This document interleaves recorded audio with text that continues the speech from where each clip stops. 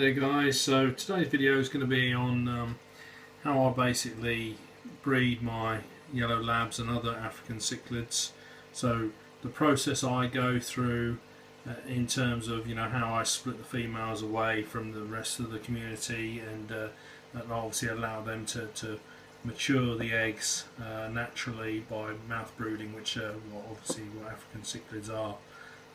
So that's what this video is about. So here you're watching two females that I stripped yesterday. They were actually getting ready to spit naturally, but I haven't got the tank space to have them split as the way I'd like them to be, which is individual female on its own in a tank on its own to spit naturally. So I noticed yesterday in one of my tanks that one of the fry had escaped from the mother and she was chasing it around trying to capture it again. So that gave me a good indicator that the fish were free swimming and that I could strip them without any problem at all. So that's exactly what I did yesterday. So the reason these females are in here at the moment is obviously after stripping them, they obviously haven't eaten for a couple of weeks and stuff, or not very much. So I want to put them in a tank where they can have some food and just recover their strength after the birthing process, and then I'll put them back in with the community tanks to feed and to breed again. So trying to keep my fish in the best condition possible. So that's the females.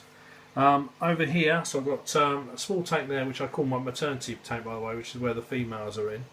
And then over here I've got another tank which is my fry tank. So this is typically where I'll put all my fry once they've been born and segregate them from the mother. So at the bottom there you can see some of the babies, electric yellow labs. I've got about 20 to 30 in here, I would say, from the two females. So a good batch, and you can see they're all free swimming, quite comfortable there, so they'll grow on nicely.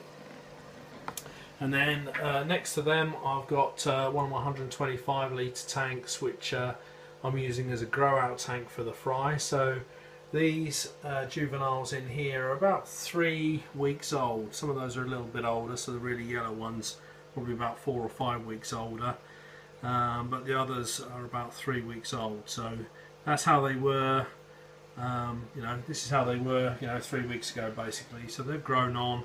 They're growing on nicely, and as soon as they get to the sort of size that they can mix with the adult fish without getting eaten, then they'll be transferred into a normal sort of community tank. So that's basically what I've been doing, is sort of growing these fry on and then sort of splitting them. So that's my secret, or the thing that's worked well for me, is to actually split the females off. So I've got 3 tanks, split the females off. Female goes into a maternity tank there on the far right. She spits or is stripped of her young. They then get put into the middle tank, which is the fry grow out tank, on their own. No adults, no other juveniles in there with them, so they're all the same sort of size fish. And then as they get a bit bigger, they'll then be transferred into another bigger grow out tank, and then finally into the large community tank. So that's the process I go through. It's worked really well for me. I do not strip the females, or try not to strip the females when they're only just carrying the eggs. I haven't had a good success rate with just the egg tumblers. I've got a video on YouTube about DIY egg tumblers. I'll probably use that twice since I made it, to be fair. So I tend to make sure that the females hold for as long as possible in the community tanks, probably about 10 days, until you can see their throats are really full of young. And especially with the yellow labs, you can actually see that the fry are developing, because they change colour as well. So she'll get a real dark looking throat in there, and that's when I'll pull them out of the community tank and put them into a maternity tank on their own typically. So unfortunately I had 2 females here, so obviously you can have a tank per female, so I had to strip them yesterday just to make sure none of the fry were eaten.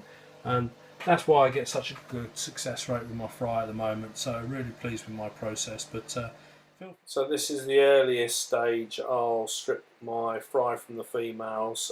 So they have got their egg sacs still attached, but they are forming their tails and their heads. So they will move around the bottom of the tanks, as you can see. So what I tend to do in this case is I'll put them in one of those little plastic breeding hatcheries, and until they're old enough and they're swimming around, and I'll transfer them to the main tank. So do feel free to click subscribe, comment, any useful feedback you guys have got on your own breeding experiences, especially using egg tumblers. Happy to attach that to the videos, or just add it to a link to the comments below for other fish breeders to see how you do it. And please subscribe, please like, and keep watching my videos. So take care everybody, have a nice weekend. Bye bye.